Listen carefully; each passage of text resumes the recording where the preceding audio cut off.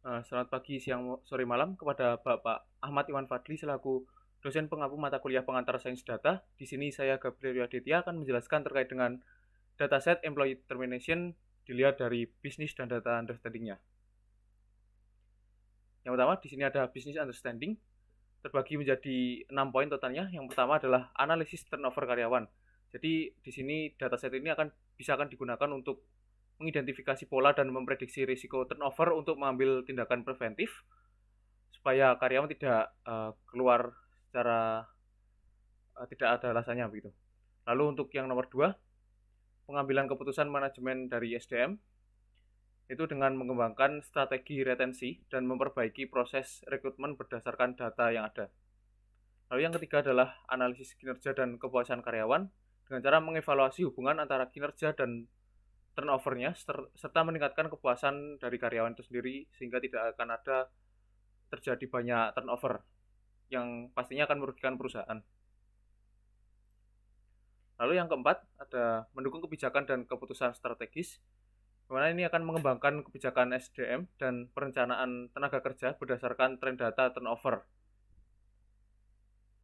Jadi berdasarkan data-data turnover apa saja alasannya akan dibuat kebijakan dan keputusan strategis dari perusahaan itu sendiri. Lalu yang kelima ada pelaporan dan kepatuhan yang akan membantu dalam pelaporan internal dan memastikan kepatuhan terhadap regulasi ketenaga kerjaan. Lalu yang keenam adalah benchmarking dan juga analisis kompetitif dengan cara membandingkan tingkat turnover dengan perusahaan lain dan mengevaluasi posisi kompetitif di pasar. Lalu di sini juga terdapat beberapa pertanyaan dalam business understanding. Yang pertama adalah apa alasan utama karyawan meninggalkan perusahaan?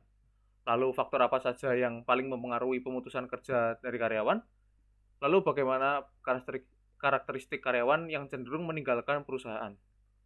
Itu tadi bisa dilihat dari dataset yang sudah ada. Lalu untuk data understanding, dataset ini memiliki beberapa atribut seperti tertera di slide saat ini. Yang pertama ada employee ID, yang ini adalah ID karyawan. Lalu recorded key, yaitu tanggal pada saat data ini diinput, data karyawan diinput.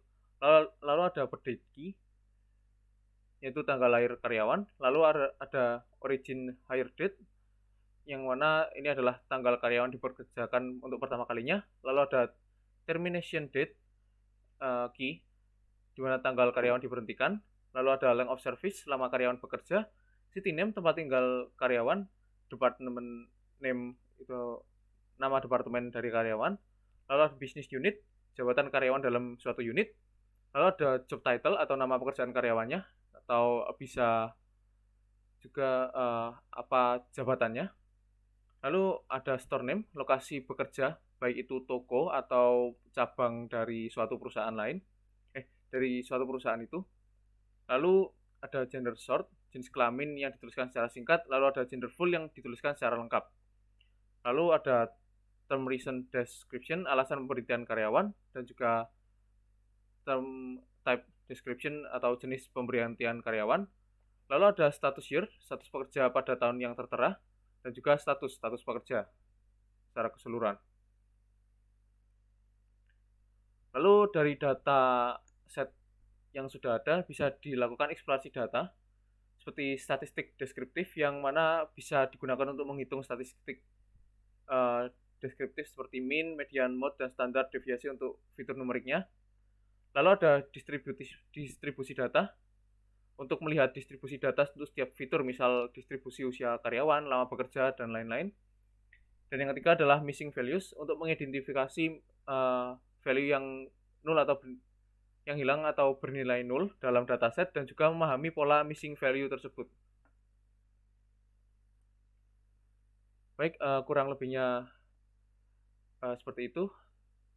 Sekian dari saya. Mohon maaf bila ada kesalahan dalam pengucapan dan perbuatan. Terima kasih.